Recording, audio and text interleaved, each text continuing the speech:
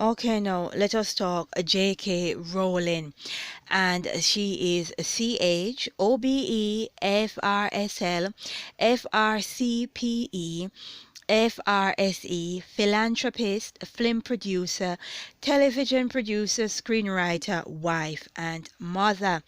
And I've been taking notice of her Harry Potter series, and I find the language that she used in her movies very suspicious.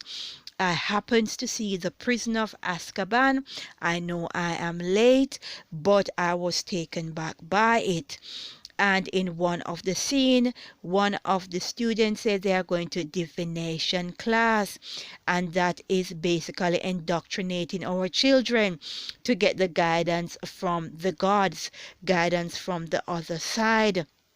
Now, the Most High did not say we should not do it because he's been mean, but because mankind don't have the power to understand who is giving the message. The message from the other side is most likely coming from the dark angels, and they can disguise themselves into angels of light. And we as humans, we will not know. And we should be careful, and divination has to do with the casting of spells. And I have to ask myself this question. Is Miss Rowling a part of an agenda? Is this a way to indoctrinate our kids in the dark arts and the occult? What is going on? And if we look at her mythological creatures in her show, they are very suspicious. This is a hippogriff, and he is half eagle and half horse. And this is what the fallen angels do best, mixing and mingling of the seed and distorting the Most High creation. And these are the things that feature prominent in her books and her movies. And I have to ask the question, what is going on? And then we have a reptile here known as a basilisk, and it is a rooster and a serpent, again mixing and mingling of the seed. And this feathered serpent is featured in Chinese mythology, the Aztec and the Mayan. It is a very prominent feathered serpent, and I will most definitely be looking closely at him, as it is very suspicious. Then we have the centaur, and the centaur is a dangerous mix of human and animal DNA, and that is a very serious mixing and mingling of the seed right there. And this happens to be a big part of mythology, as they would want you to believe, but these creatures were real. That's what the fallen angels was all about.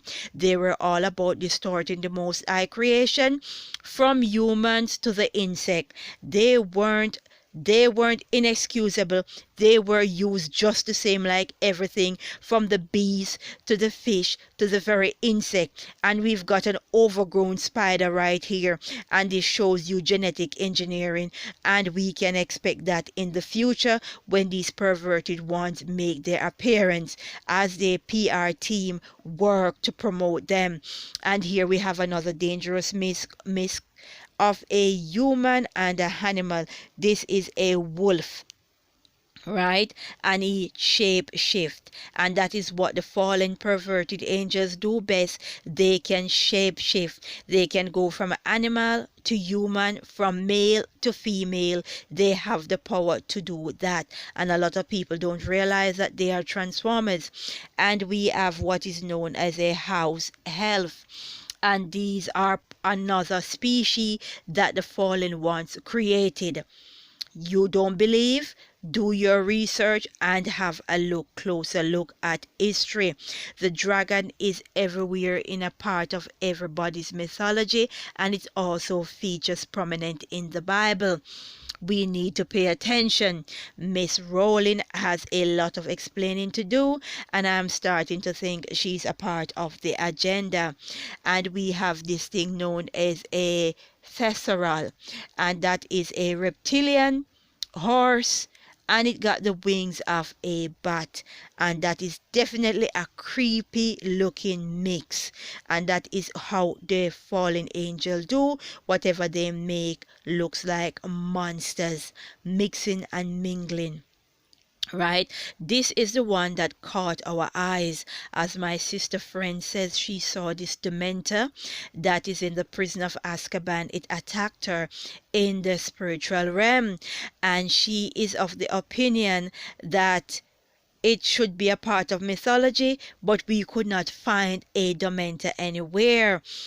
Only J.K. Rowling have this beast, and we're wondering how did she know? Because my sister friend saw it in the spiritual realm as one of the most powerful demons. We need to be in prayer. People, parents, guardians, be mindful of the books that you entertain in your homes. They are indoctrinating your kids in the dangerous dark arts of the occult. We need to pray, and glory be to the Most High in these troubled